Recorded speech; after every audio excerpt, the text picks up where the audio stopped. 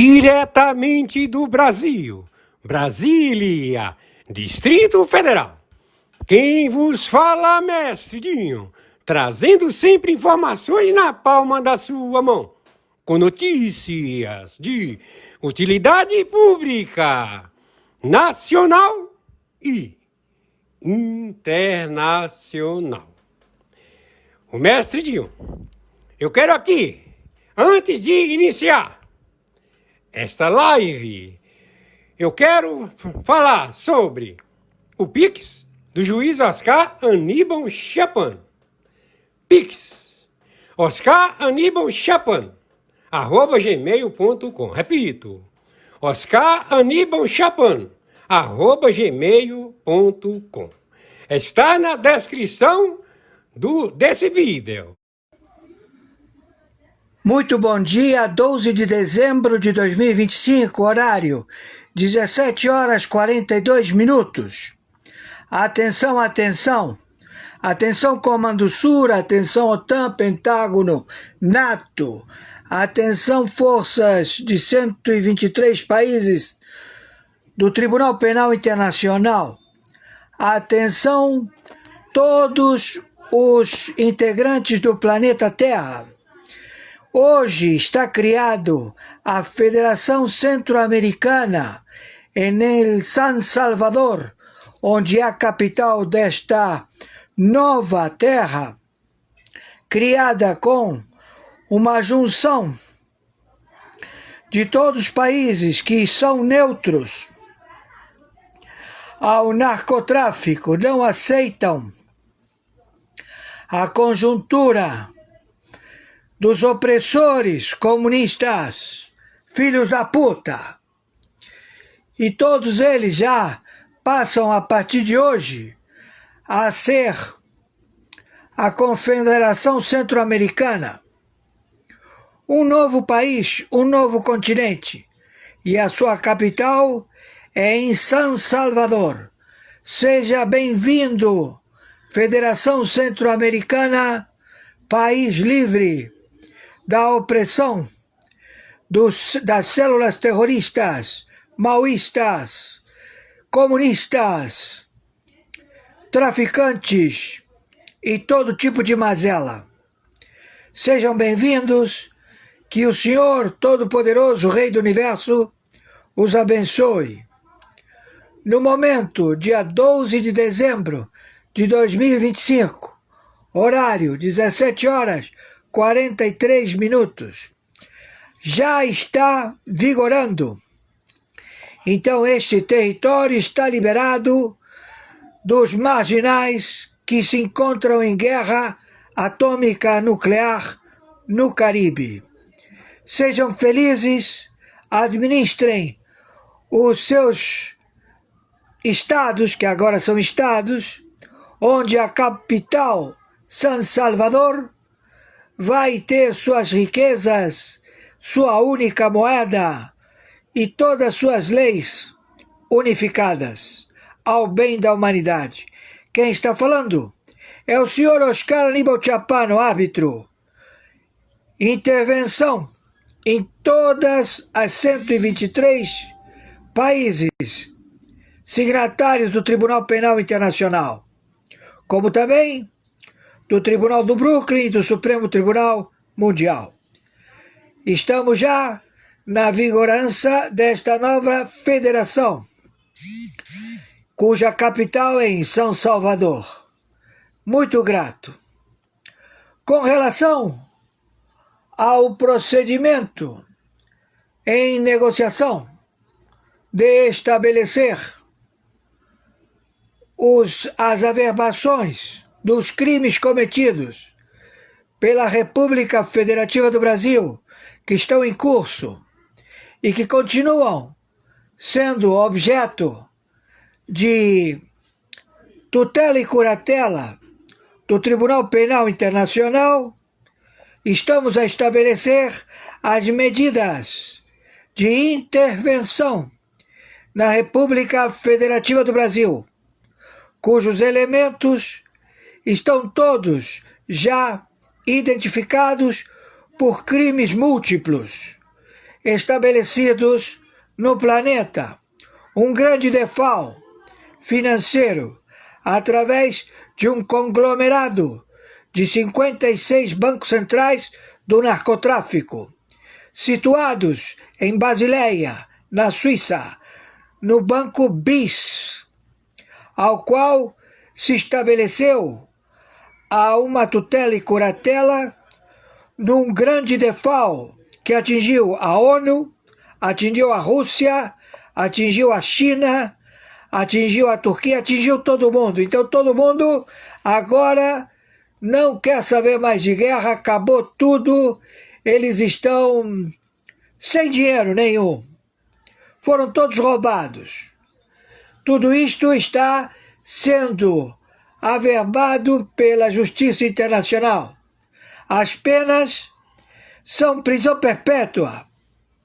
Dependendo da gravidade, é crime contra procedimento de segurança nacional que leva ao pelotão de fuzilamento. Já estamos todos postos. Hoje, 12 de dezembro de 2025, horário 17h47. Com relação ao procedimento de sobrevivência do árbitro internacional, corregedor internacional arbitral, o senhor Oscar Aníbal Chapano, sua manutenção, o seu Pix de sobrevivência, oscaranibalchapano@gmail.com. O seu Pix de sobrevivência, CPF, 510-466-44734. O seu Pix de sobrevivência é seu telefone WhatsApp 5521-997420789. As penas impostas aos que cometeram crimes contra a soberania dos Estados Unidos da América, que estão situados na República Federativa do Brasil, têm prisão perpétua. Prisão em vários delitos, 30 anos de cautelamento. Também prisão perpétua. Então, essas são as penas de máxima procedência. Estamos mandando a Interpol, estamos com o FBI, a CIA, a proceder no dia de hoje, dia 12 de dezembro de 2025, horário 17h49, contra estes funcionários públicos terroristas no governo federal do Brasil, em Brasília, todos já identificados, e todos serão levados ainda hoje, também no dia de sábado, no dia de domingo, e sucessivamente, se houver qualquer tipo de posicionamento contrário, vamos proceder de imediato. O Exército, a Marinha e a Aeronáutica do Brasil, eles farão a junta militar que vai prevalecer durante 15 anos na República Federativa do Brasil. Já estamos procedendo com todas as outorgas. Hoje, dia 12 de dezembro de 2025, horário 17h50. Quem está falando é o senhor interventor, gestor na administração de toda a tutela e curatela do Executivo, Legislativo e Judiciário. Todos os acautelados, por favor, não resistam, porque temos ordem de força letal. Não vamos poupar, temos que agir rapidamente. Procedam a informar a todos. Gratidão. Todos os conglomerados financeiros, todos os procedimentos legais têm que passar pelo monitoramento da China. Então a intervenção e o monitoramento do Reset Gesara Nezara, que foi antecipado e que já está em vigor, impede que o ladrão e também o Alcolumbre, o Hugo Mota, os das Forças Armadas do Brasil não tenham legitimidade. Então, nós estamos já com a identificação da sociedade de ladrões, cleptocracia, que se estabelece no Brasil com a organização OCRIM, Foro de São Paulo, Grupo de Puebla. Isto tudo acaba hoje. Por quê? Porque a CGU pagou para o escritório americano o terrorista fardado como ministro do Supremo Tribunal Federal do Brasil a querer impor sanções aos Estados Unidos através de medidas fora do contexto legal, tudo através de ameaça e criar um conflito global. Está falando aqui é o interventor, o senhor Oscar Aníbal Chapano. Estamos em guerra com a infraestrutura do GovBR de Luiz Inácio Lula da Silva e o Alckmin do Foro de São Paulo do Grupo Depois. Escuta, você, Moacir, ou qual seja teu nome, que está usando a carapuça Luiz Inácio Lula da Silva, ou você se entrega hoje, agora, ou você, o teu vice-presidente e todos os líderes do partido, porque estamos em guerra. Então não vamos esperar mais. Não vamos esperar também pelos xinguiboristas, que são todos do Hamas. Não tem nenhum santinho aí.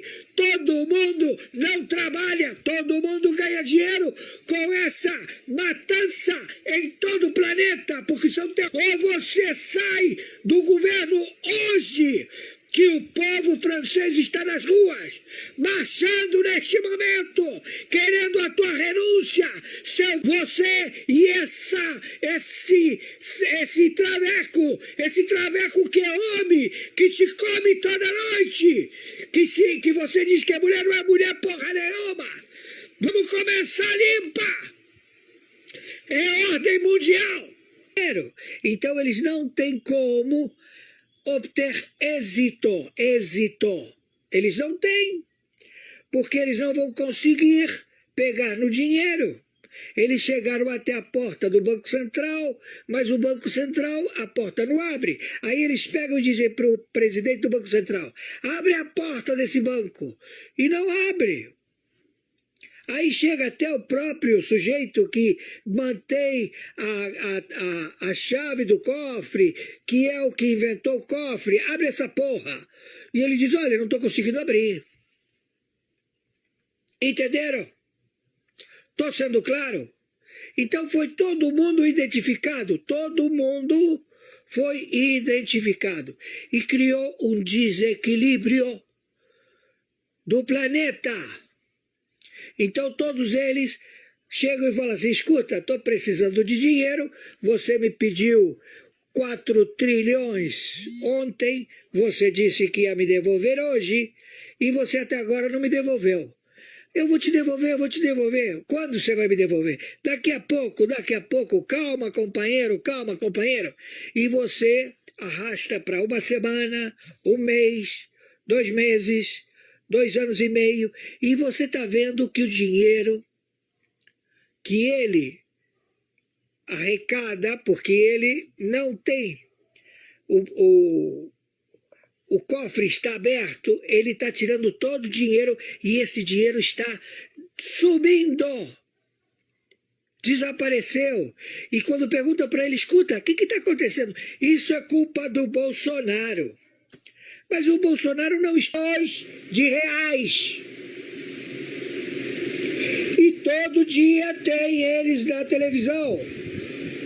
O deputado, o senador, o prefeito, o governador, o secretário, o policial militar, o policial civil, o policial federal, autarquias. Então o crime organizado são eles. É o narco-estado Brasil, GovBR, administração que se faz chamar falsa identidade Luiz Inácio Lula da Silva,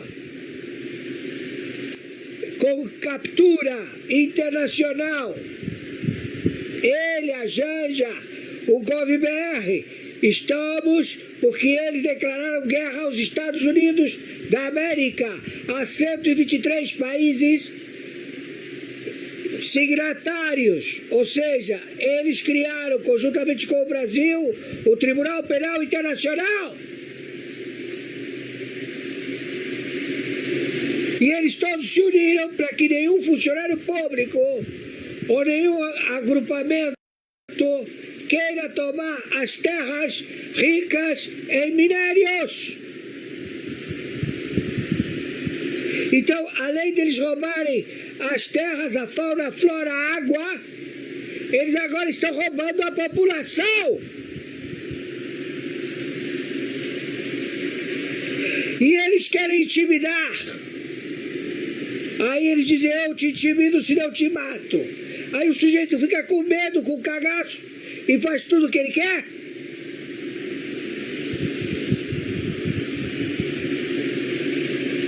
Então,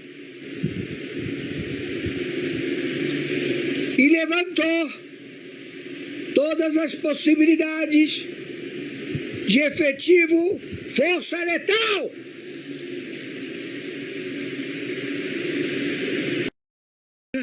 A querer formatar e estabelecer a globalização administrativa no planeta. Eis o relatório.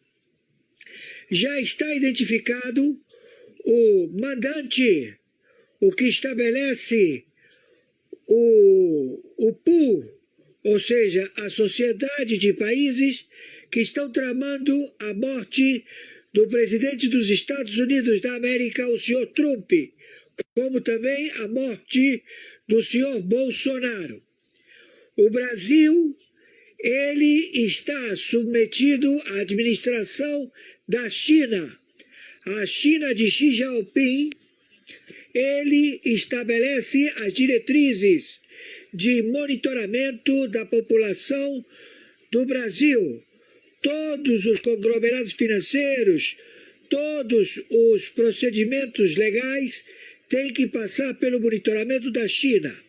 Então, a intervenção e o monitoramento do Reset Gesara-Nezara, que foi antecipado e que já está em vigor, impede que o ladrão e também o Alcolumbre, Hugo Mota, os das Forças Armadas do Brasil não tenham legitimidade.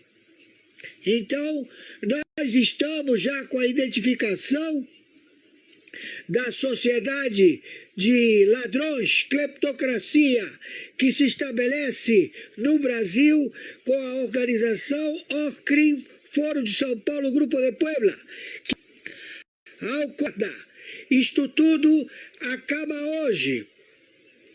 Por quê? Porque a CGU pagou para um escritório americano o terrorista fardado como ministro do Supremo Tribunal Federal do Brasil a querer impor sanções aos Estados Unidos através de medidas fora do contexto legal, tudo através de ameaça e criar um conflito global. Está falando aqui é o interventor, o senhor Oscar Aníbal Chapano. Estamos em guerra com a infraestrutura do GovBR, Luiz Inácio Lula da Silva e o Alckmin do Foro de São Paulo, do Grupo de Puebla. Escuta, você, Moacir, ou qual seja teu nome, que está usando a carapuça Luiz Inácio Lula da Silva, ou você se entrega hoje, agora, ou você, o teu vice-presidente e todos os líderes do partido, porque estamos em guerra. Então não vamos esperar mais. Não vamos esperar também pelos xigimboristas, que são todos do Hamas. Não tem nenhum santinho aí.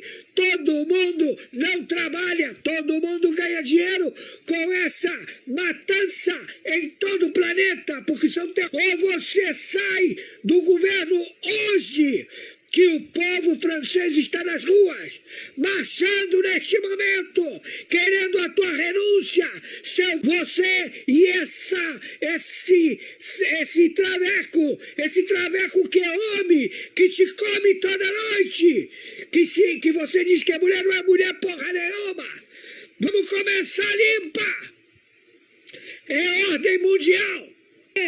Então eles não têm como obter êxito. Eles não têm, porque eles não vão conseguir pegar no dinheiro. Eles chegaram até a porta do Banco Central, mas o Banco Central, a porta não abre. Aí eles pegam e dizem para o presidente do Banco Central, abre a porta desse banco. E não abre. Aí chega até o próprio sujeito que mantém a chave do cofre, que é o que inventou o cofre, abre essa porra. E ele diz, olha, não estou conseguindo abrir. Entenderam? Estou sendo claro? Então foi todo mundo identificado, todo mundo foi identificado. E criou um desequilíbrio do planeta.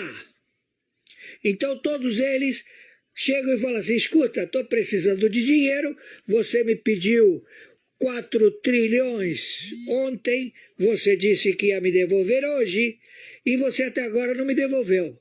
Eu vou te devolver. Quando você vai me devolver? Daqui a pouco, calma, companheiro. E você arrasta para uma semana, um mês, 2 meses, 2 anos e meio, e você está vendo que o dinheiro que ele arrecada, porque ele não tem, o cofre está aberto, ele está tirando todo o dinheiro e esse dinheiro está subindo. Desapareceu. E quando pergunta para ele, escuta, o que está acontecendo? Isso é culpa do Bolsonaro. Mas o Bolsonaro não está de reais. E todo dia tem eles na televisão. O deputado, o senador, o prefeito, o governador, o secretário, o policial militar, o policial civil, o policial federal, autarquias. Então o crime organizado são eles. É o narco-estado Brasil, Gov.br, administração do que se faz chamar falsa identidade Luiz Inácio Lula da Silva. Com captura internacional.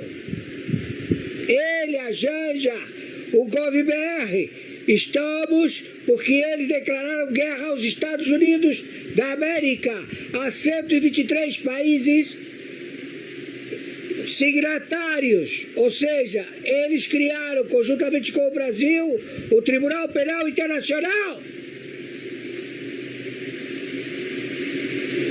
E eles todos se uniram para que nenhum funcionário público ou nenhum agrupamento queira tomar as terras ricas em minérios. Então, além deles roubarem as terras, a fauna, a flora, a água, eles agora estão roubando a população. E eles querem intimidar. Aí eles dizem, eu te intimido, senão eu te mato. Aí o sujeito fica com medo, com cagaço, e faz tudo o que ele quer.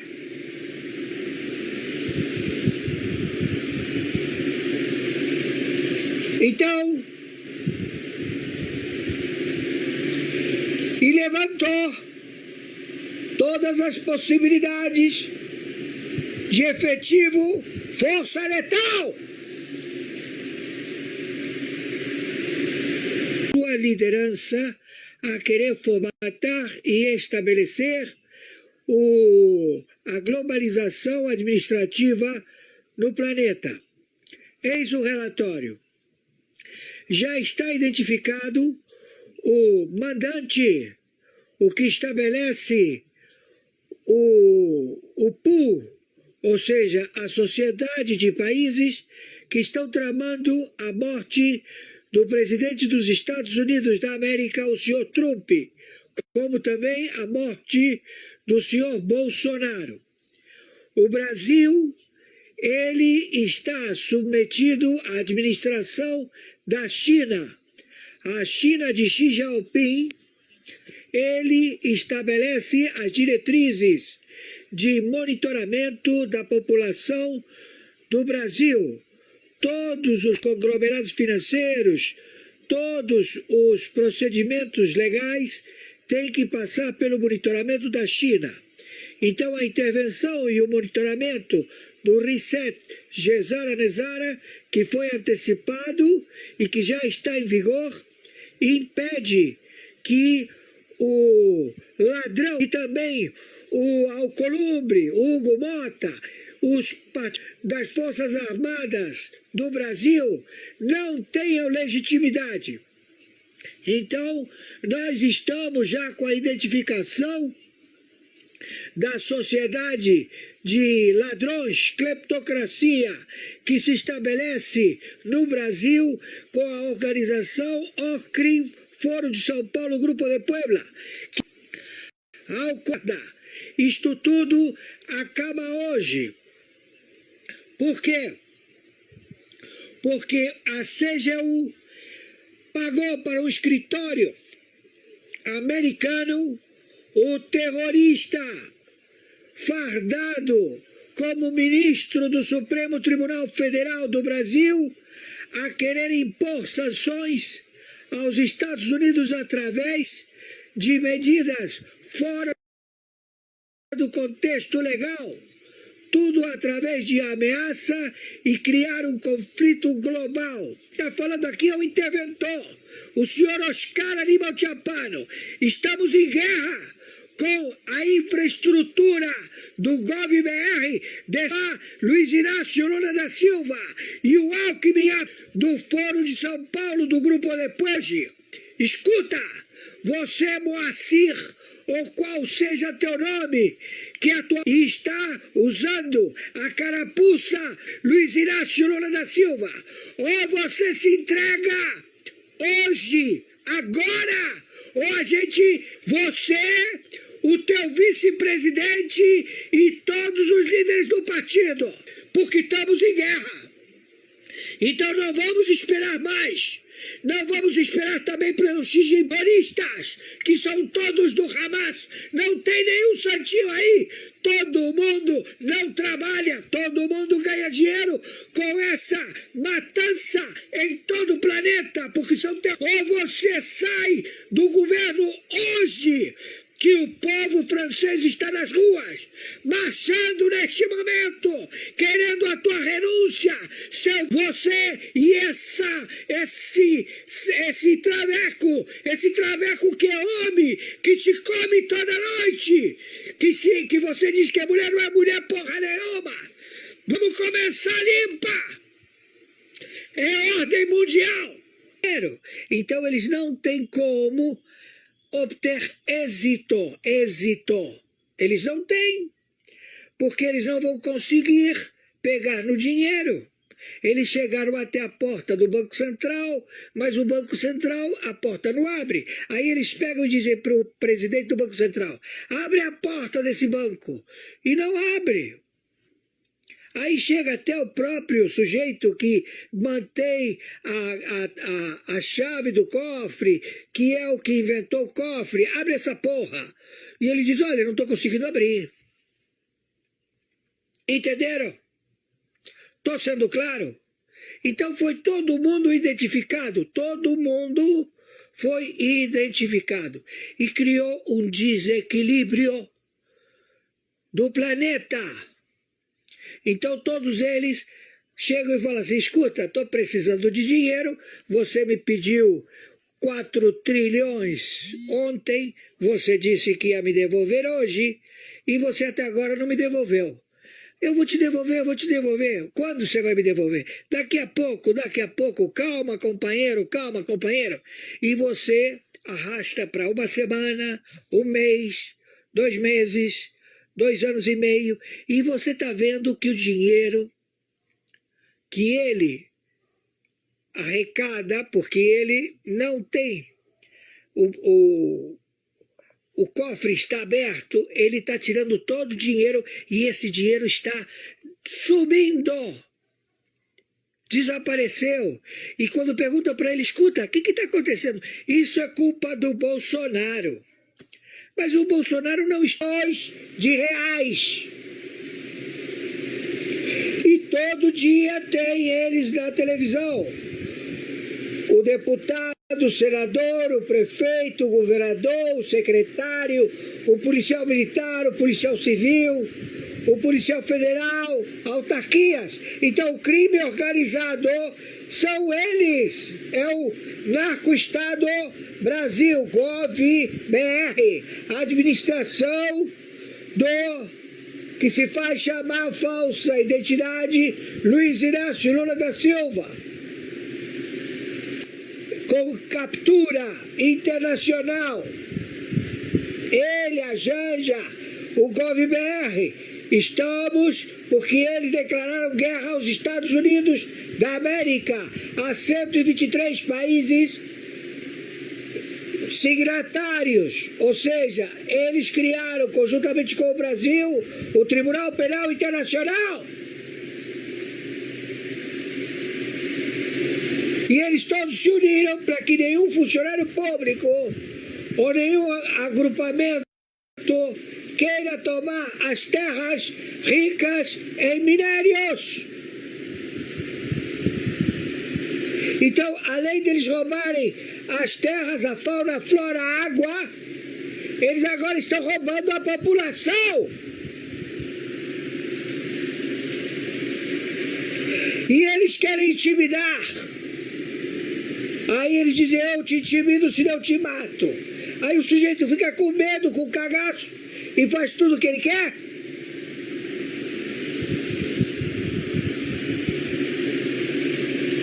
Então, e levantou todas as possibilidades de efetivo força letal. Sua liderança a querer formatar e estabelecer a globalização administrativa no planeta. Eis o relatório. Já está identificado o mandante, o que estabelece o pool, ou seja, a sociedade de países que estão tramando a morte do presidente dos Estados Unidos da América, o senhor Trump, como também a morte do senhor Bolsonaro. O Brasil, ele está submetido à administração da China. A China de Xi Jinping, ele estabelece as diretrizes de monitoramento da população do Brasil. Todos os conglomerados financeiros, todos os procedimentos legais têm que passar pelo monitoramento da China.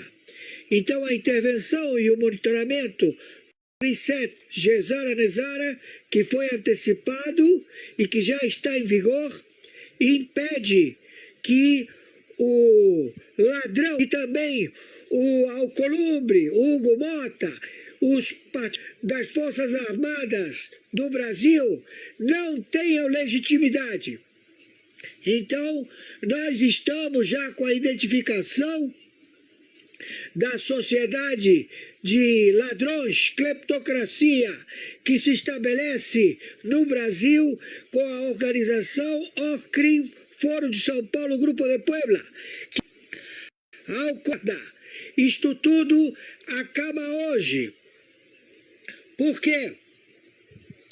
Porque a CGU pagou para o escritório americano o terrorista fardado como ministro do Supremo Tribunal Federal do Brasil, a querer impor sanções aos Estados Unidos através de medidas fora do contexto legal, tudo através de ameaça e criar um conflito global. Está falando aqui é o interventor, o senhor Oscar Aníbal Chapano. Estamos em guerra com a infraestrutura do GovBR, de Luiz Inácio Lula da Silva e o Alckmin do Foro de São Paulo, do Grupo Depois. Escuta, você, Moacir, ou qual seja teu nome, que está usando a carapuça Luiz Inácio Lula da Silva, ou você se entrega hoje, agora, ou você, o teu vice-presidente e todos os líderes do partido, porque estamos em guerra.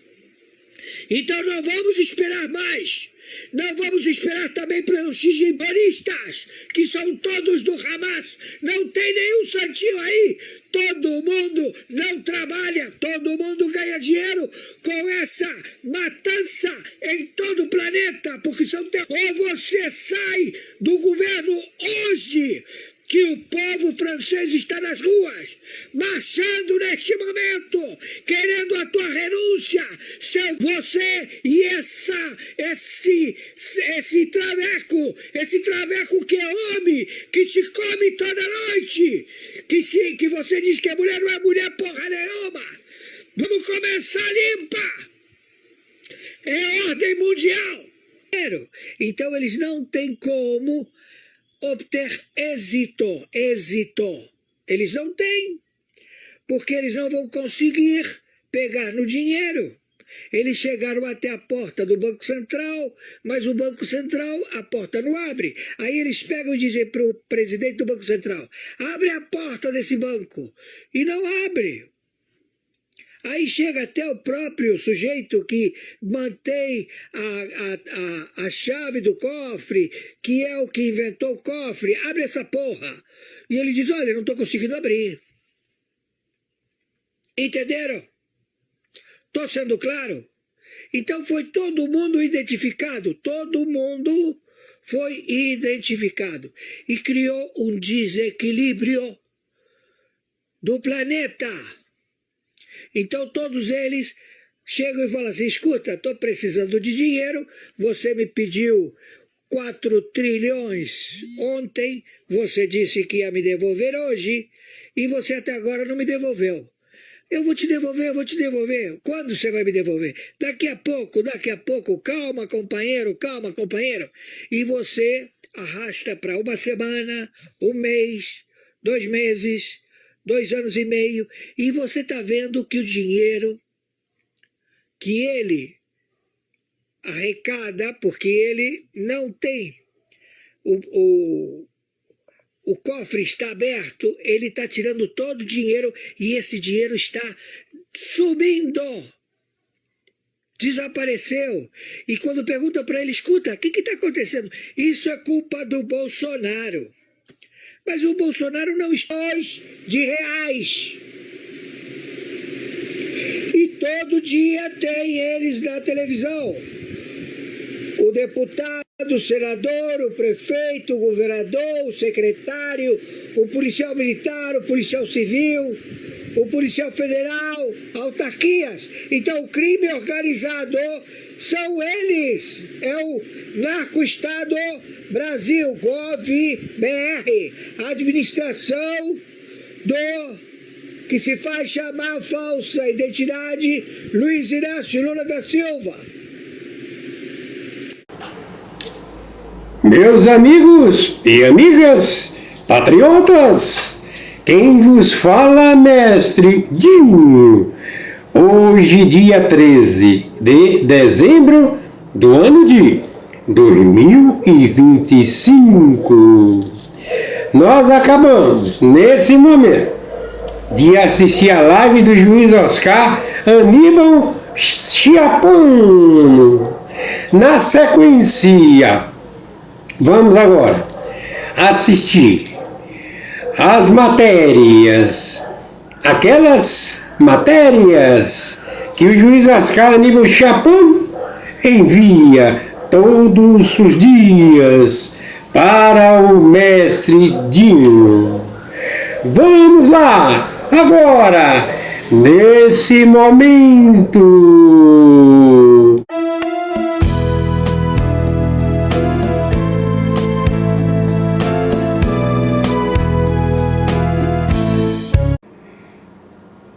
Diretamente do Brasil, Brasília, Distrito Federal, quem vos fala é mestre Dinho, trazendo sempre informações na palma da sua mão, com notícia de utilidade pública, nacional e internacional.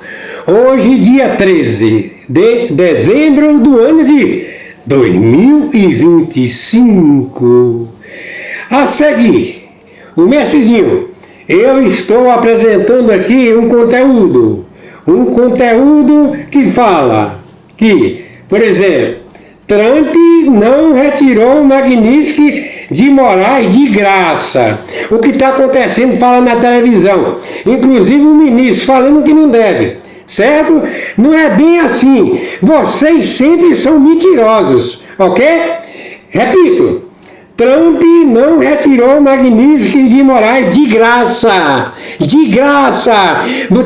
É o seguinte, vocês, meus amigos e amigas patriotas, vocês irão assistir esse vídeo que vai falar sobre isso agora, no nome do Senhor Jesus Cristo. Trump acaba de retirar Alexandre de Moraes e sua esposa da lei Magnitsky. Sim, a notícia é real, e eu sei que muita gente está chocada, revoltada, sem entender nada. Mas calma. Antes de qualquer julgamento, respira fundo e me escuta até o fim, porque tem algo muito maior por trás dessa decisão. Você realmente acha que o maior estrategista político e negociador do planeta, Donald Trump, iria arregar para o Moraes? Você acha que o homem que enfrentou o sistema global, que reergueu os Estados Unidos com base na força da soberania e da inteligência geopolítica, tomaria uma decisão dessas sem uma carta poderosa na manga? Claro que não. Isso aqui é xadrez de altíssimo nível. Trump não deu nada de graça. Moraes e Lula pagaram um preço altíssimo. O que parece derrota, na verdade, é o início de uma virada histórica. Há semanas, Trump já deixava claro: só retiraria a Magnitsky se certas exigências fossem cumpridas. E essas exigências, meu amigo, vão muito além de qualquer manchete. Elas tocam o coração da nossa luta pela liberdade, pela justiça e pelo fim da perseguição política no Brasil. Então, se você está entre os patriotas que ficaram indignados com essa notícia, fica comigo até o fim. Hoje eu vou te mostrar a verdadeira estratégia por trás desse movimento. Vou te mostrar como esse acordo secreto entre Trump, Lula e Moraes pode mudar tudo, inclusive o destino de Jair Bolsonaro e dos presos políticos do 8 de janeiro. Mas antes, eu te peço uma coisa. Compartilhe esse vídeo agora. Nas últimas horas, o desespero tomou conta de muita gente de bem. E esse vídeo é justamente para acalmar, para explicar e para mostrar que Trump continua no comando do tabuleiro. A verdade é simples. Ele não recuou. Ele apenas deu o próximo passo da sua jogada. Vamos organizar essa história com calma, porque o que parece confusão é, na verdade, parte de uma sequência muito bem planejada.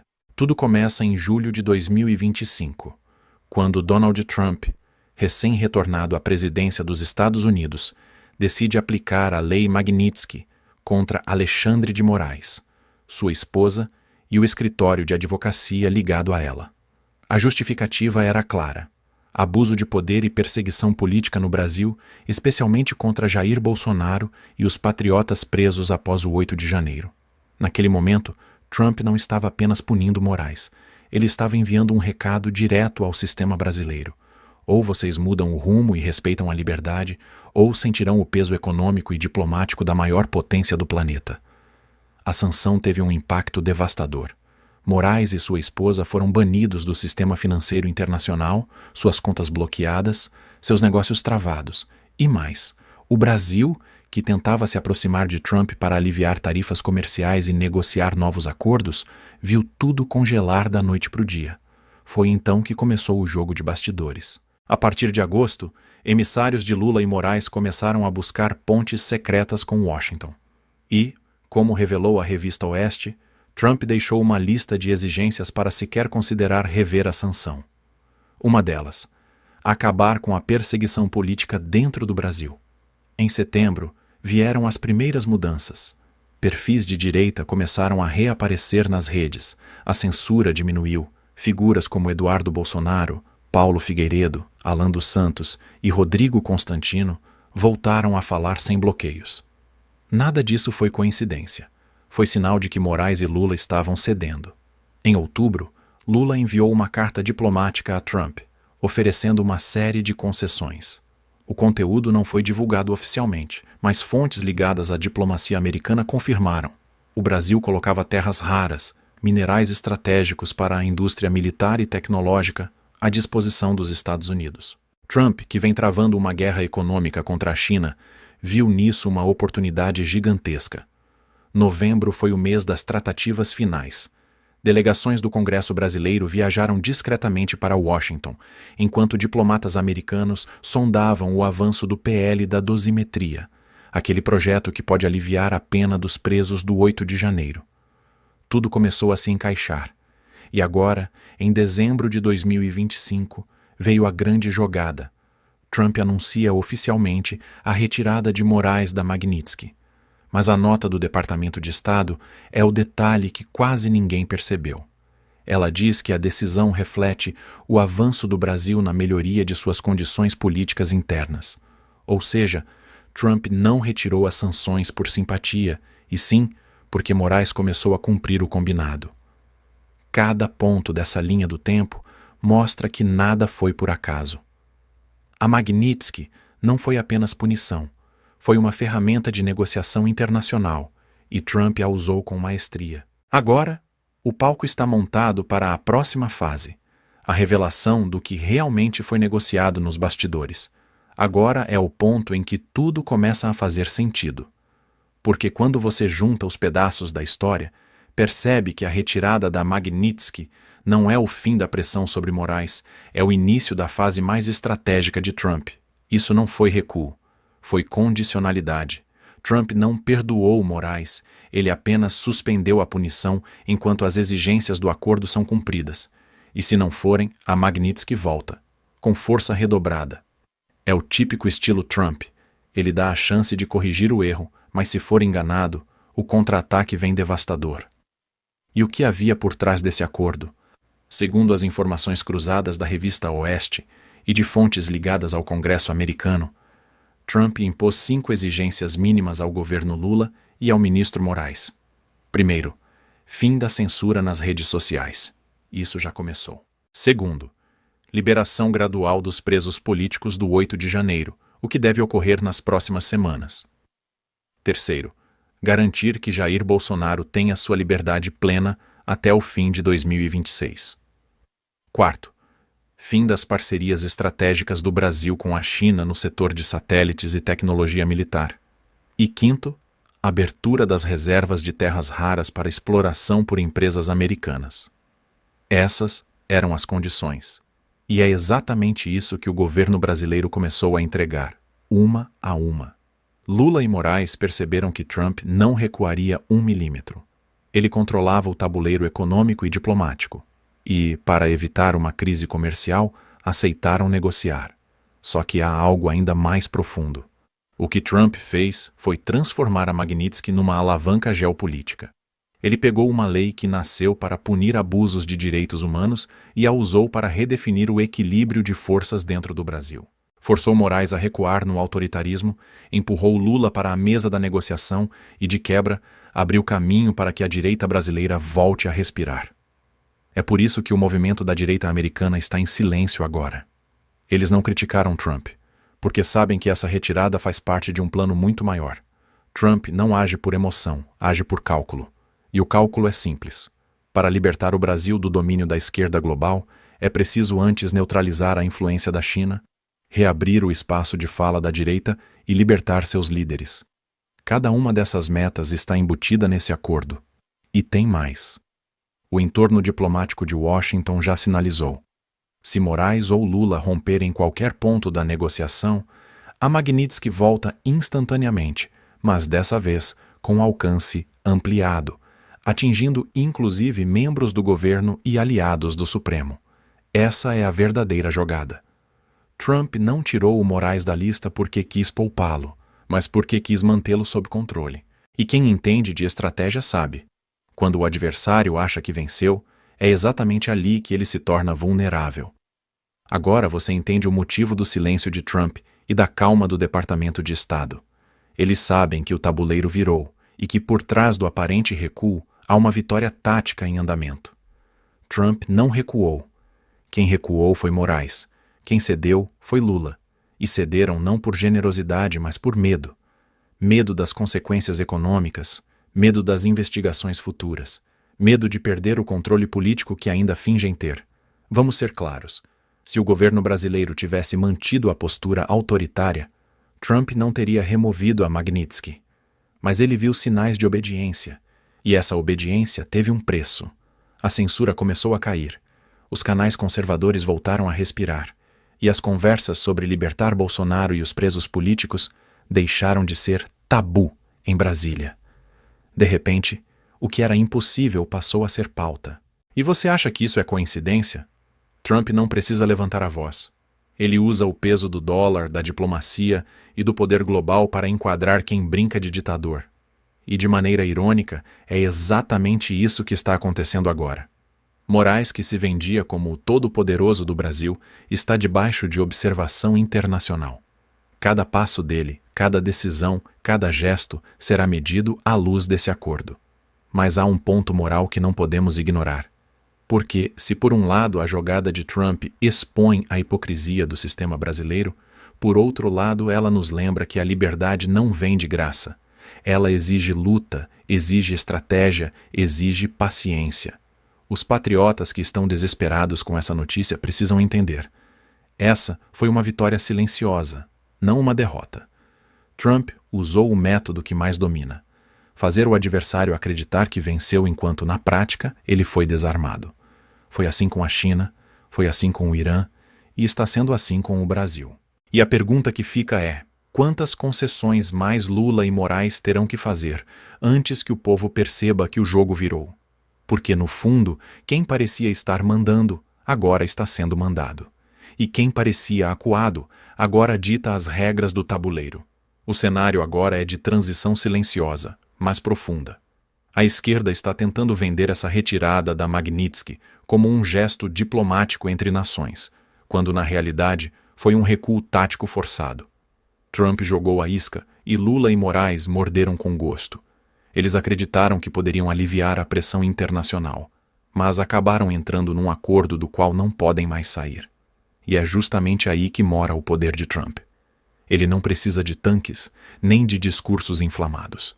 Ele opera com diplomacia dura, com economia, com estratégia de Estado.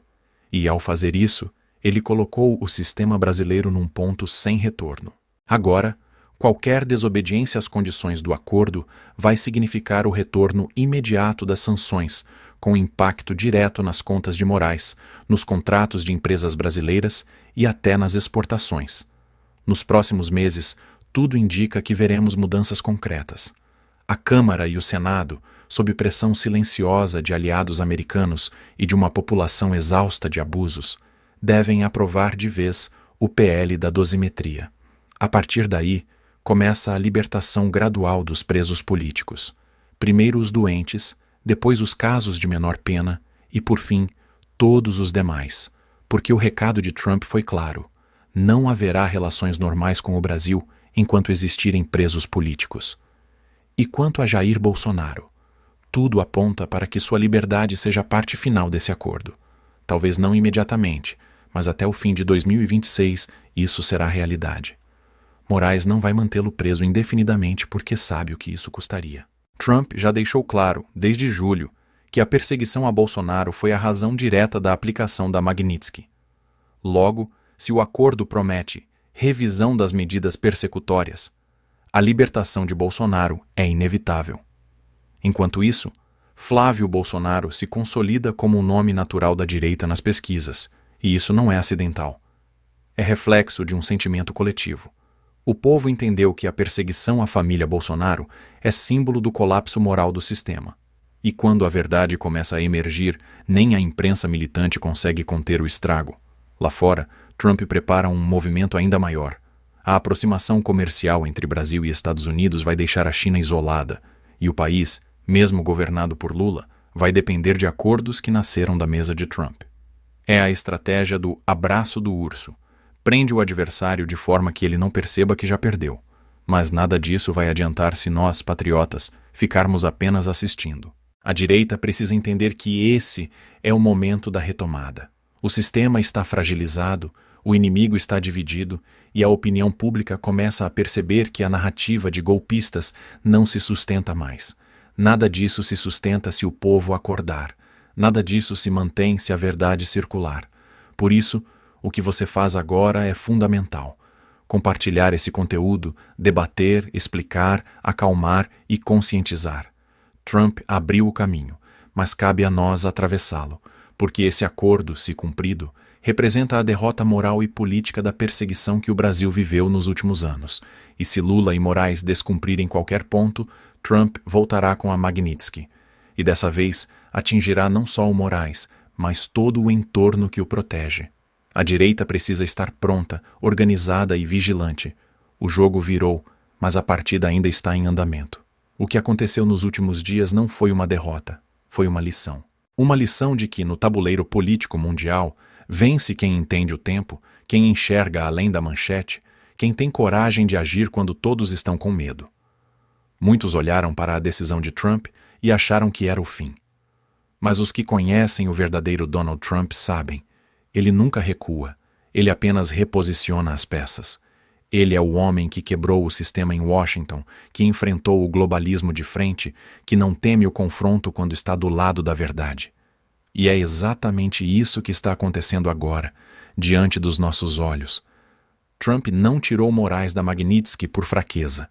Tirou porque sabia que, ao fazer isso, amarrava Lula e Moraes em compromissos públicos e diplomáticos que eles jamais conseguirão desfazer. O gesto de hoje é a armadilha de amanhã. E quem entende estratégia sabe que a pior prisão é aquela que o próprio inimigo constrói para si mesmo, acreditando que está livre.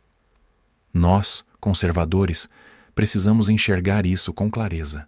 Essa jogada não é sobre Alexandre de Moraes. Não é sobre Lula. É sobre o renascimento do Brasil livre. É sobre devolver dignidade aos patriotas que foram humilhados, presos e silenciados. É sobre o retorno da liberdade de expressão, o fim da censura e a reconstrução moral de um país que foi tomado pela mentira. Trump sabe que o Brasil é peça-chave na luta global contra o avanço do progressismo. Ele não vê o Brasil como colônia, mas como parceiro estratégico na restauração da liberdade ocidental. E é por isso que ele está agindo com precisão cirúrgica. Cada exigência feita a Lula e Moraes é também um recado ao povo brasileiro. Vocês não estão sozinhos, mas lutem. Sim, haverá libertação dos presos políticos. Sim, Bolsonaro será solto. Talvez não amanhã, mas será.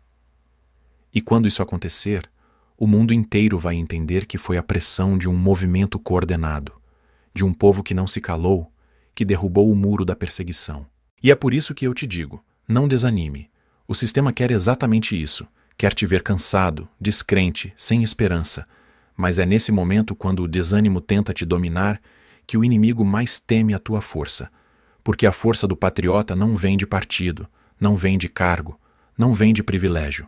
Vem da convicção de que o Brasil pertence aos brasileiros, não aos burocratas, não aos globalistas, não aos que usam a toga para silenciar o povo. Agora, mais do que nunca, é hora de resistência serena e firme, de ocupar o debate com sabedoria, de ensinar aos desinformados o que realmente está acontecendo, de mostrar que a direita não é ódio, é amor pela pátria, é fé na liberdade, é lealdade à verdade. O tempo da covardia acabou. O Brasil está vivendo uma encruzilhada histórica. Ou continuamos acreditando nas manchetes fabricadas pela velha imprensa, ou abrimos os olhos e enxergamos que há uma guerra silenciosa sendo vencida, por dentro. Trump moveu as peças. Agora é a nossa vez de agir, com coragem e discernimento. Compartilhar este vídeo não é apenas espalhar uma notícia, é um ato político, um gesto de resistência, um recado direto ao sistema. O povo acordou. Cada compartilhamento é uma fagulha acesa na consciência de alguém que ainda não entendeu o tamanho da jogada.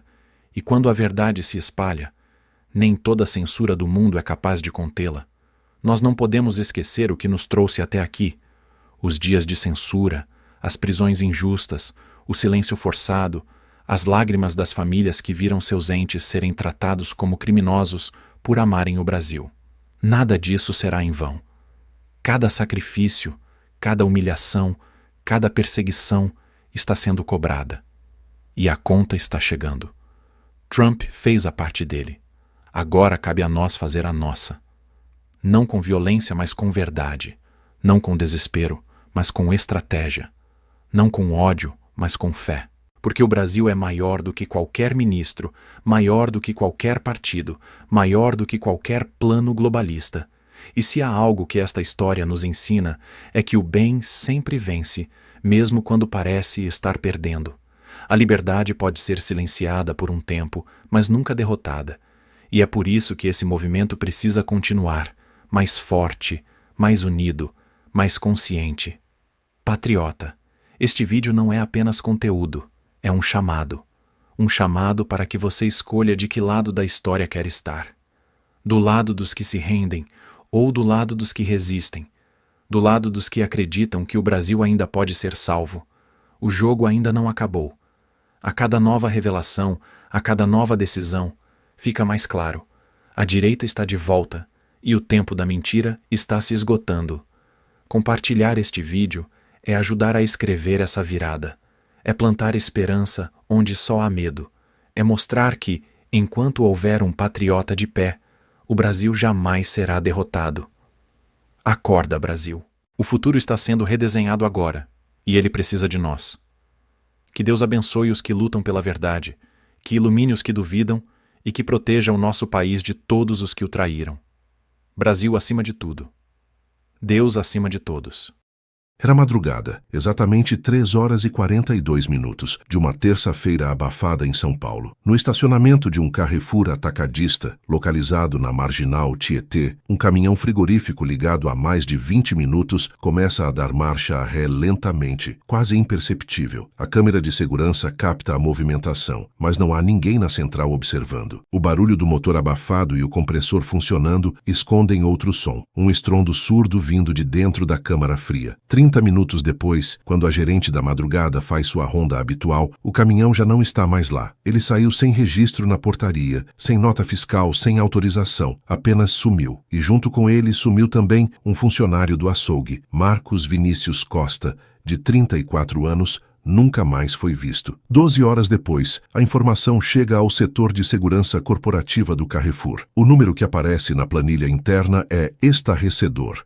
5.400.000 Era o valor que deveria ter sido repassado em espécie a um intermediário do primeiro comando da capital, naquele mesmo dia, naquele mesmo local. O Carrefour, naquele momento, estava envolvido em uma operação de lavagem de dinheiro do crime organizado. E o homem que cortava carne há 6 anos nas câmaras frias daquela loja havia acabado de enganar o PCC. Uma única frase passou a circular entre os seguranças da empresa e os contatos no submundo paulista. O açougueiro fugiu com o dinheiro deles, e ele sabia exatamente o que estava fazendo. Agora, a pergunta que ninguém conseguia responder era: como um funcionário com salário fixo, vivendo em Itaquera, pai de 2 filhos, desapareceu sem deixar rastros, levando com ele uma das maiores quantias já desviadas do crime organizado brasileiro? Marcos Vinícius Costa começou no Carrefour como auxiliar de reposição aos 22 anos. Não tinha ensino superior, mas carregava uma obsessão silenciosa por precisão. Logo foi transferido para o açougue, onde o gerente percebeu algo incomum. Marcos conseguia identificar cortes errados apenas pelo som da faca na tábua. Ele dominava os tipos de carne, sabia quanto tempo cada peça aguentava fora do frio, E mais do que isso, entendia de logística como se tivesse estudado isso formalmente, mas nunca estudou. Filho de um caminhoneiro morto em um assalto na BR-381 e de uma costureira aposentada por invalidez, Marcos cresceu em um bairro apertado na zona leste de São Paulo. Desde cedo, cuidava dos irmãos mais novos, negociava preços no açougue da feira, fazia fretes no carrinho de mão. Tudo o que sabia aprendeu com tentativa, erro e observação. O que ninguém sabia, nem mesmo os colegas mais próximos, era que ele tinha um talento peculiar, memória fotográfica. Se visse algo uma vez, não esquecia mais. Isso incluía plantas de câmaras frias, códigos de acesso, horários de troca de turnos e planilhas de controle interno. Com o tempo, passou a ser o único autorizado a entrar nas áreas mais restritas do setor de frios. Assumia inventário sozinho, porque era rápido e confiável. Foi nesse papel que, aos poucos, descobriu algo que não deveria estar ali: a movimentação de dinheiro em espécie nas caixas de carne nobre. Notas de 50, 100 e 200 reais envoltas em plástico filme, escondidas entre peças de picanha premium. Ele não perguntou nada, apenas observou. Apesar disso,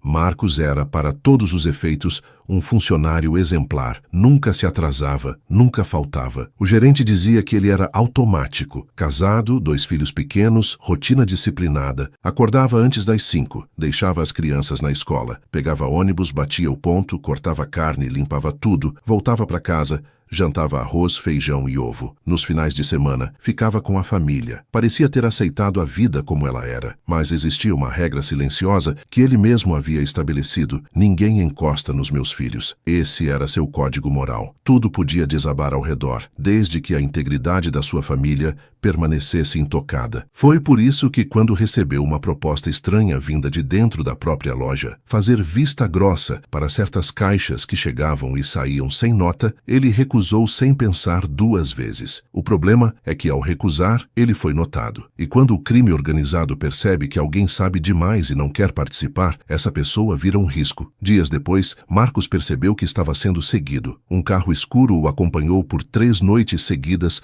no trajeto da escola até em casa. Depois, um recado apareceu rabiscado em uma caixa de papelão na porta de casa. Tudo tem um preço. Foi nesse momento que o ponto cego do protagonista apareceu: sua obsessão pelo controle absoluto. Marcos não confiava em ninguém, nem na polícia, nem em amigos, nem em chefes. Se estava em perigo, só havia uma saída possível: controlar a situação, até o fim. Tudo começou com um erro minúsculo, quase imperceptível. Durante uma troca de turno, Marcos notou que uma das caixas lacradas havia sido deixada no setor de congelados, fora da câmara secreta, onde o material sensível costumava ser armazenado. Ele sabia que aquilo não era comum. Eram caixas vivas, como chamavam informalmente. Nunca ficavam sozinhas. Alguém havia cometido um deslize. Movido pela desconfiança, ele aproveitou o corredor vazio e abriu a caixa com uma faca pequena escondida no avental. Dentro, ao lado de uma peça de carne Angus canadense, havia 4 tijolos de cédulas de 200 reais, plastificados com precisão. Cada um media cerca de 20 centímetros de comprimento e pesava mais de 2 quilos. Ao todo, Marcos contou aproximadamente 800 mil reais em apenas uma caixa. Aquilo era só uma parte. No dia seguinte, ao observar o painel de controle da câmara frigorífica secundária, uma área de acesso limitado que, em tese, servia apenas para produtos vencidos, ele percebeu que a temperatura estava sendo alterada fora do padrão. Alguém usava aquele ambiente para esconder algo que não era carne. Nos 3 dias seguintes, Marcos começou a monitorar silenciosamente as trocas, fotografar com um celular velho sem chip e registrar os horários das entregas. Foi aí que o momento de choque veio. Durante uma madrugada, escondido atrás das cortinas plásticas da área de desossa, Marcos viu 2 homens que não eram funcionários da loja entrando pela porta dos fundos. Tinham crachás falsos e carregavam caixas sem qualquer identificação. O mais alto deles, com uma tatuagem do número 1533 no pescoço, o código da facção, discutia em voz baixa com o supervisor do setor de recebimento. Esse é o último lote antes da coleta. Se der ruim, você sabe quem paga. O sistema era maior do que ele imaginava. O Carrefour havia se tornado ponto de coleta para dinheiro sujo, vindo de diversos negócios ilegais: tráfico, apostas clandestinas, extorsões. O supermercado, com seu vai-vem constante de mercadorias, era o disfarce perfeito. Ali ninguém estranhava uma caixa a mais. A ficha caiu com força. Marcos não estava apenas vendo uma operação ilegal. Ele estava dentro dela e, por não ter aceitado participar, já estava marcado. Naquela mesma semana, um bilhete foi deixado na mochila do seu filho mais velho na escola. Um papel dobrado com apenas 3 palavras escritas à mão. Faz sua parte. Foi o ponto de não retorno. A ameaça era direta. Não havia mais zona cinzenta. O prazo para cooperar havia terminado, e Marcos sabia que, se não fizesse algo, sua família estaria em risco. Ele não tinha proteção. Não podia confiar nos superiores, pois ao menos um deles já estava comprometido. Também não podia simplesmente fugir. O PCC tinha olhos em todos os terminais rodoviários, aplicativos de transporte, hotéis de beira de estrada. E os 5 milhões em dinheiro vivo que circulavam naquela loja eram a chave para sua própria liberdade. A decisão foi tomada ali em silêncio. Ele faria exatamente o contrário do que esperavam. Não entregaria nada, não cooperaria e muito menos ficaria parado. Ele roubaria o dinheiro deles, mas para isso ele precisava de um plano perfeito, que envolvesse tempo, conhecimento técnico e a execução de cada etapa com precisão cirúrgica. E o mais importante, ele teria apenas uma chance. Marcos sabia que não podia cometer erros. Cada detalhe teria de ser executado com precisão, sem chamar atenção, sem deixar rastros. Ele passou as 2 semanas seguintes mergulhado em uma rotina ainda mais meticulosa, mas agora com um objetivo oculto: preparar o maior roubo individual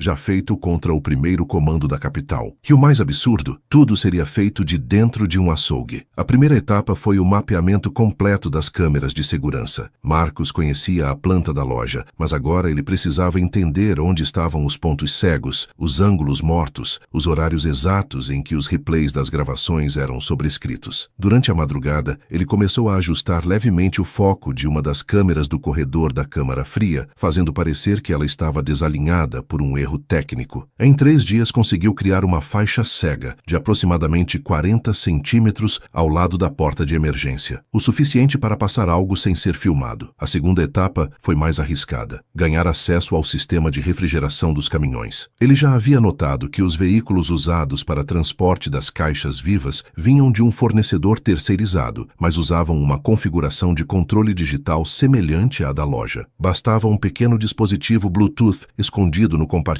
técnico, e ele poderia desligar e ligar o motor frigorífico remotamente com o celular. Ele comprou o dispositivo com dinheiro emprestado de um agiota de Itaquera, mentindo que precisava para automatizar uma geladeira industrial. Na terceira etapa, Marcos usou sua credibilidade dentro da equipe para fazer algo que poucos poderiam questionar. Ele trocou de turno com outro funcionário, alegando problemas com o filho mais novo. Com isso, passou a trabalhar justamente nas madrugadas de menor movimento, e com o mesmo supervisor envolvido com o esquema, que não o observava de perto por confiar que ele não era uma ameaça. Foi nesse turno que ele começou a fazer pequenos testes. No início, transportava caixas vazias de um setor a outro, cronometrando quanto tempo levava até alguém perguntar algo. Ninguém perguntava. Depois, passou a ensaiar o trajeto da câmara fria secundária até o depósito de carga, sempre com caixas reais, com carnes de menor valor, usando luvas diferentes das que a loja fornecia, luvas sem DNA, compradas em um brechó de utensílios hospitalares. Mas o momento crucial viria com a identificação da data exata da coleta do dinheiro. Toda terça-feira, por volta das 4 da manhã, uma remessa especial era recolhida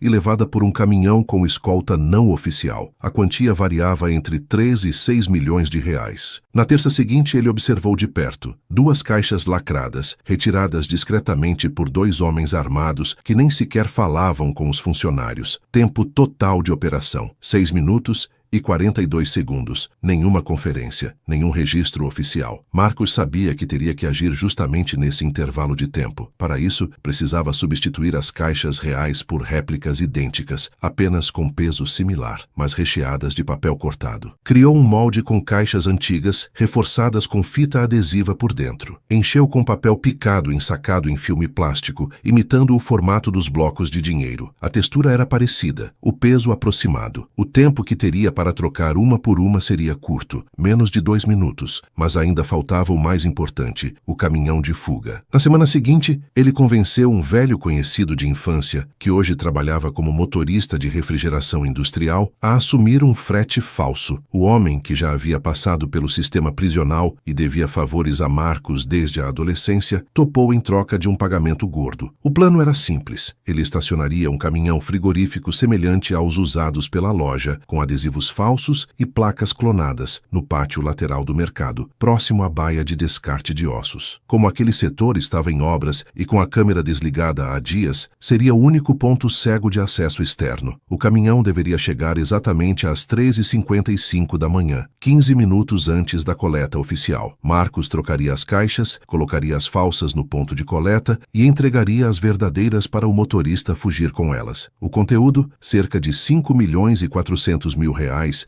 em notas de 50 e 100, já empacotadas, prontas para o transporte. E se algo desse errado? Marcos havia preparado um plano B, roupas limpas, um segundo celular, um chip novo, documentos falsos e uma rota alternativa de fuga pelo teto do mercado, que ele havia explorado em horários de manutenção. Em caso de emergência, ele sumiria por ali com ou sem dinheiro, mas ele sabia, tudo teria que acontecer em menos de 8 minutos. Do contrário, não haveria segunda chance, não contra o PCC. Na madrugada do dia 10 de outubro, Marcos chegou ao trabalho às 2h45 da manhã. Estava mais calmo do que o normal. Não porque sentia segurança no plano, mas porque havia aceitado a realidade. Ou daria certo, ou não sairia vivo daquilo. Usava o uniforme habitual, com uma touca branca e botas de borracha. Mas por baixo da roupa, colado ao corpo com fita médica, estava o celular sem chip com o qual ele controlaria o motor do caminhão de fuga. Naquela noite, o ar-condicionado da loja parecia mais forte. Ou talvez fosse só o nervosismo se transformando em suor frio nas costas. O relógio digital da parede marcava 13h33 quando ele iniciou a última ronda no setor de frios, como sempre fazia. Naquele momento, o caminhão já estava a caminho, circulando pelas ruas laterais do bairro do Limão, pronto para estacionar na entrada lateral. Marcos havia orientado o motorista a esperar o farol da esquina piscar 3 vezes antes de entrar. Era o sinal. 13h50. O caminhão estaciona. As rodas param dentro da zona de sombra,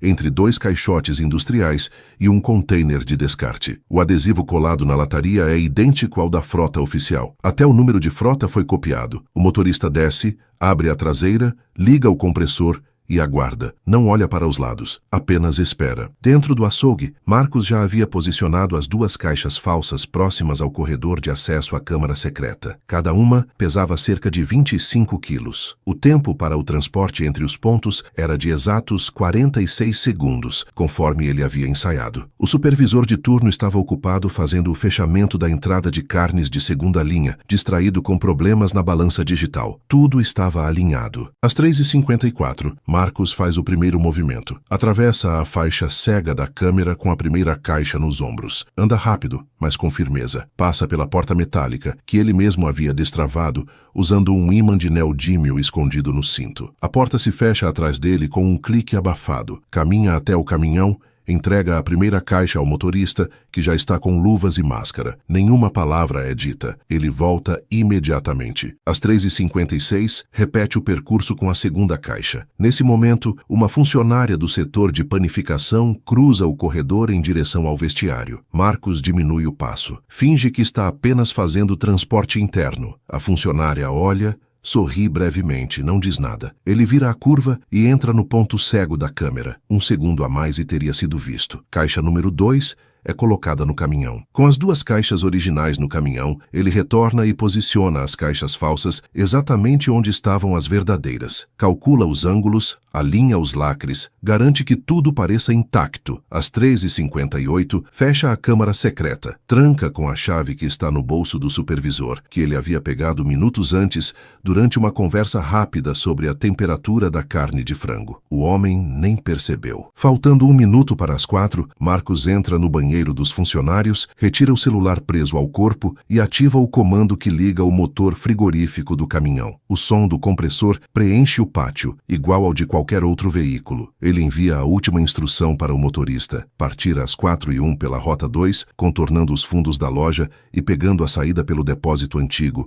que tinha o portão danificado e ficava sem vigilância naquela hora. 4 em ponto. Os homens do PCC entram, usam jalecos falsos, crachás com nomes de funcionários de uma loja fechada em Osasco, passam direto pela área de conferência e vão até a câmara. Marcos os observa à distância, cortando uma peça de costela com movimentos automáticos. Eles recolhem as caixas falsas, fazem um gesto para o supervisor e desaparecem. Duração total: 5 minutos e 50 segundos. O caminhão de Marcos, ao mesmo tempo, já está a 3 quadras dali, com o GPS desligado e os faróis apagados. Ele passará por um túnel sob a marginal Tietê, onde será deixado em um galpão frigorífico alugado sob nome falso. As caixas serão escondidas ali por 3 dias antes de serem transportadas em outro veículo rumo ao interior de Minas Gerais. Mas então, algo sai do controle. Às 4h15, o supervisor recebe uma ligação no rádio da segurança. O sistema de câmeras teve um pico de energia e um alerta automático de atividade não reconhecida no setor de frios foi disparado. Um protocolo interno é iniciado. Um segurança decide verificar o caminho das câmeras. Marcos, ao ouvir isso, percebe que foi mais rápido do que deveria. O tempo que ele ganhou nas trocas fez com que houvesse um buraco no padrão esperado do monitoramento automatizado. Um sistema que ele não conhecia completamente. A chance de ser pego naquele momento era real. Pensando rápido, ele encena um pequeno acidente. Derruba uma caixa de frango congelado no corredor. Quando o segurança aparece, Marcos está agachado, recolhendo os pacotes com expressão frustrada. O homem pergunta se ele viu algo estranho. Marcos aponta para a câmera desalinhada, diz que já relatou aquilo há dias. O segurança anota em um bloco e vai embora, irritado. Foi por pouco. Às 5 da manhã, com a loja já reabrindo para os funcionários do turno diurno, Marcos termina seu expediente e bate o ponto. Sai pelo portão principal,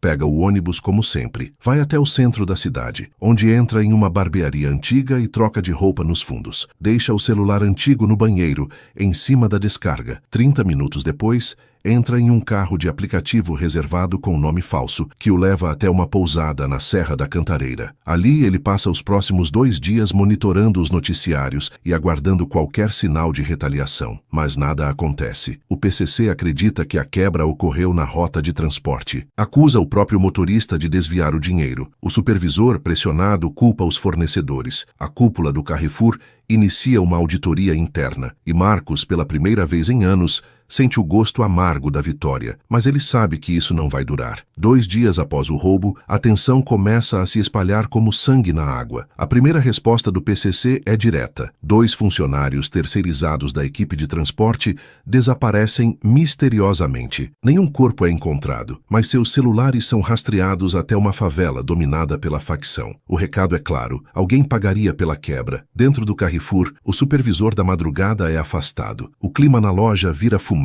O setor de segurança corporativa é acionado e, pela primeira vez, uma equipe de auditoria externa começa a cruzar horários, cargas, relatórios e imagens. Mesmo com as câmeras parcialmente comprometidas, um analista nota algo estranho: uma oscilação no sistema de temperatura da câmara fria secundária na madrugada do crime. Um detalhe pequeno, mas fora do padrão. Isso basta para levantar uma suspeita. Marcos, isolado na pousada na Serra da Cantareira, monitora tudo por meio de uma televisão pequena e um rádio de pilha. Ele ouve que o Carrefour emitiu uma nota oficial dizendo que colabora com as autoridades e que qualquer envolvimento de funcionários será apurado com o máximo rigor. Ele sabe que é questão de tempo até que comecem a ligar os pontos. O problema? O tempo que ele achava que tinha desaparece. Na madrugada do 4º dia, seu esconderijo é invadido por 2 homens armados. Eles não são da polícia. São do crime. Vasculham o lugar, mas Marcos já havia partido 2 horas antes, usando uma rota de fuga escondida no mato. Havia cavado uma pequena trilha, preparado uma moto velha com gasolina estocada e um capacete escondido em uma caixa d'água. Sai sem deixar rastros, mais uma vez. O cerco está se fechando. A facção já sabe que não foi uma falha de transporte. Sabe que o dinheiro foi desviado antes da coleta e começa a investigar os poucos funcionários com acesso direto à Câmara Secreta. A lista tem 4 nomes. 3 são descartados por estarem fora do turno naquela noite. Resta um: Marcos Vinícius Costa. A essa altura, ele já cortou o cabelo, raspou a barba, trocou de identidade. Está escondido em um sítio no interior do Paraná, usando o nome de um parente morto, mas ao abrir um envelope enviado por um contato antigo, sente o estômago virar. A facção colocou uma recompensa por sua cabeça: R$150 mil, vivo ou morto. Nesse ponto, Marcos precisa fazer uma escolha: fugir para sempre, mudando de estado, país, rosto, ou usar a única carta que ainda mantém em segredo. Entre os papéis que recolheu nas semanas de preparação, havia cópias de e-mails, transferências bancárias e nomes de pelo menos 2 gerentes regionais envolvidos na lavagem de dinheiro. Provas concretas. Documentos que poderiam não apenas protegê-lo, mas também derrubar uma parte do esquema. Era sua moeda de troca. Ele envia um envelope envelope anônimo para um jornalista investigativo com uma única frase escrita à mão: "Se eu morrer, publique isso." É um movimento desesperado, mas necessário. Na manhã do 8º dia após o roubo, uma reportagem explode nos portais de notícias. O jornalista que recebeu o envelope misterioso publica trechos do material. Há nomes de executivos, contas bancárias, imagens de caixas com dinheiro saindo sem nota do Carrefour e até trechos de e-mails com linguagem cifrada, claramente referindo-se a remessas de valores escondidas sob cargas perecíveis. A matéria não cita Marcos, mas a conexão é inevitável para quem está dentro do esquema. O sistema foi exposto, o impacto é imediato. Em menos de 24 horas, a Polícia Federal abre um inquérito. A Receita entra no circuito. O Carrefour, pressionado, demite preventivamente 3 gerentes. A opinião pública explode. Redes sociais tomam conta da história. Chamam de o açougueiro do PCC. Há memes, debates e teorias. Alguns acreditam que Marcos está morto. Outros dizem que ele está na fronteira com o Paraguai. Um deputado usa o caso como exemplo da fragilidade do setor privado frente ao crime organizado. Mas ninguém consegue encontrá-lo. Enquanto isso, Marcos, agora escondido em uma cidade pequena no interior de Santa Catarina, assiste a tudo de longe. Usa o nome falso de Daniel, trabalha lavando carros, mora em um quarto nos fundos de uma borracharia, tem barba espessa, sotaque forçado e nunca fica mais de 3 meses no mesmo lugar. O dinheiro roubado, quase todo ainda está escondido. Ele gastou apenas o necessário para sumir. E jurou para si mesmo que jamais colocaria as mãos no restante, até ter certeza de que ninguém mais o procurava. Mas a paz é ilusória. Em uma noite chuvosa, ao voltar para casa, encontra uma carta debaixo da porta, sem remetente, sem assinatura, apenas uma frase escrita à mão: "Você ainda respira, mas não está livre." É o lembrete de que, embora tenha vencido uma batalha, a guerra com o PCC é eterna, e eles nunca esquecem. Ainda assim, o sistema sofreu um abalo real. A investigação levou à prisão de 2 gerentes e um fornecedor com ligações diretas com membros da facção. O Carrefour pagou multas, perdeu contratos e, discretamente, reformulou toda a sua cadeia de abastecimento. A prática de esconder dinheiro em cargas refrigeradas foi abandonada, pelo menos por um tempo, e Marcos continua foragido, mas não quebrado, transformado. Não é mais apenas o funcionário exemplar de uma rede varejista. É o homem que desafiou sozinho a organização criminosa mais poderosa do país, que executou um plano quase militar debaixo do nariz de todos, que usou sua expertise técnica como arma, que arriscou tudo por um único princípio: proteger a própria família. Mas vive com uma verdade incômoda. Para manter seus filhos seguros, ele precisou desaparecer da vida deles. Deixou uma carta para a esposa, pediu que dissesse às crianças que o pai foi viajar para longe. Nada mais, nem uma pista, nem um adeus. Hoje, se você andar por qualquer estrada esquecida do Brasil profundo, pode passar por ele e nem notar. Um homem comum, rosto comum, vida pequena. Mas, se olhar de perto, vai ver nos olhos dele algo diferente. O olhar de alguém que enganou o sistema e venceu. Forças de defesa de Israel atacam alvos do Hezbollah em série de ataques aéreos no Líbano. 4 pessoas mortas. Caças atacam um depósito de armas, campo de treinamento e local de fabricação de mísseis do Hezbollah. A primeira onda de ataques foi à tarde, realizada por 5 caças da Força Aérea Israelense e atingiu 16 locais do Hezbollah. As forças de defesa disseram ter atacado um depósito de armas do Hezbollah na área de Nabatie. E isso foi um ponto bem claro que as forças de defesa deixaram no acordo de cessar-fogo assinado em novembro do ano passado, vai fazer um ano, onde diz que qualquer ameaça é possível que Israel trabalhe para eliminar essa ameaça. Forças de defesa de Israel atacam alvos do Hezbollah em série de ataques aéreos no Líbano. 4 pessoas mortas. Caças atacam um depósito de armas, campo de treinamento e local de fabricação de mísseis do Hezbollah. A primeira onda de ataques foi à tarde, realizada por 5 caças da Força Aérea Israelense e atingiu 16 locais do Hezbollah. As forças de defesa disseram ter atacado um depósito de armas do Hezbollah na área de Nabatie. E isso foi um ponto bem claro que as forças de defesa deixaram no acordo de cessar-fogo assinado em novembro do ano passado, vai fazer um ano, onde diz que qualquer ameaça é possível que Israel trabalhe para eliminar essa ameaça. Forças de defesa de Israel atacam alvos do Hezbollah em série de ataques aéreos no Líbano. 4 pessoas mortas. Caças atacam um depósito de armas, campo de treinamento e local de fabricação de mísseis do Hezbollah. A primeira onda de ataques foi à tarde, realizada por 5 caças da Força Aérea Israelense e atingiu 16 locais do Hezbollah. As forças de defesa disseram ter atacado um depósito de armas do Hezbollah na área de Nabatie. E isso foi um ponto bem claro que as forças de defesa deixaram no acordo de cessar-fogo assinado em novembro do ano passado, vai fazer um ano, onde diz que qualquer ameaça é possível que Israel trabalhe para eliminar essa ameaça. Forças de defesa de Israel atacam alvos do Hezbollah em série de ataques aéreos no Líbano. 4 pessoas mortas. Caças atacam um depósito de armas, campo de treinamento e local de fabricação de mísseis do Hezbollah. A primeira onda de ataques foi à tarde, realizada por 5 caças da Força Aérea Israelense e atingiu 16 locais do Hezbollah. As forças de defesa disseram ter atacado um depósito de armas do Hezbollah na área de Nabatie. E isso foi um ponto bem claro que as forças de defesa deixaram no acordo de cessar-fogo assinado em novembro do ano passado, vai fazer um ano, onde diz que qualquer ameaça é possível que Israel trabalhe para eliminar essa ameaça. Comum. Existem provas de que Lula cometeu os crimes de corrupção passiva e lavagem de dinheiro. A condenação de Lula no caso do Triplex está confirmada por 3 instâncias da Justiça. Lula é o primeiro ex-presidente da República preso. Foram mais de 60 delações no processo. O doutor Emílio Odebrecht fez uma espécie de pacto de sangue com o presidente Lula. Ele levou um pacote de propinas para o presidente Lula, 300 milhões de reais. Eu acabei disponibilizando para ele ao redor de 300 milhões de reais. Eu fui julgado, fui considerado inocente. Não foi. A pior e maior mentira dessa eleição é dizer que Lula foi inocentado.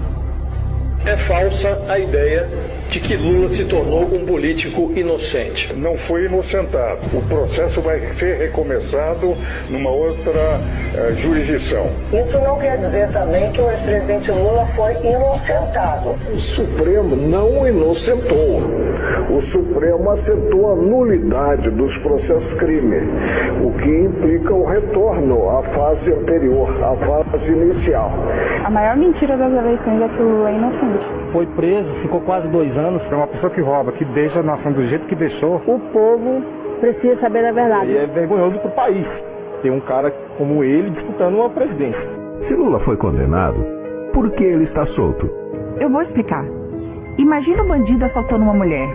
Um policial age, prende o bandido e junto com as testemunhas vão todos para a delegacia federal. São ouvidos e o bandido é preso. Aí chega o advogado e diz que o crime não é federal e, portanto, o ladrão deveria estar em outra delegacia. Aí o bandido é solto, ou seja, o roubo existiu. Só que o ladrão será julgado em outro lugar. Foi isso que aconteceu com Lula.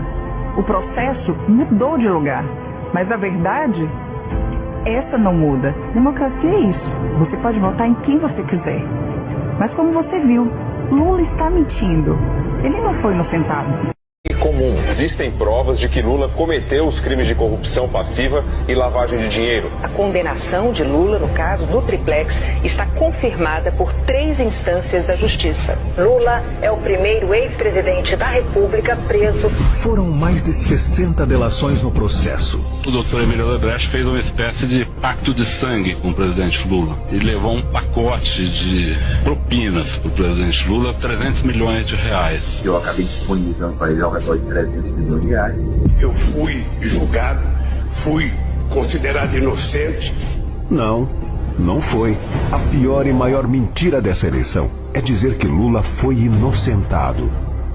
É falsa a ideia de que Lula se tornou um político inocente. Não foi inocentado. O processo vai ser recomeçado numa outra jurisdição. Isso não quer dizer também que o ex-presidente Lula foi inocentado. O Supremo não inocentou.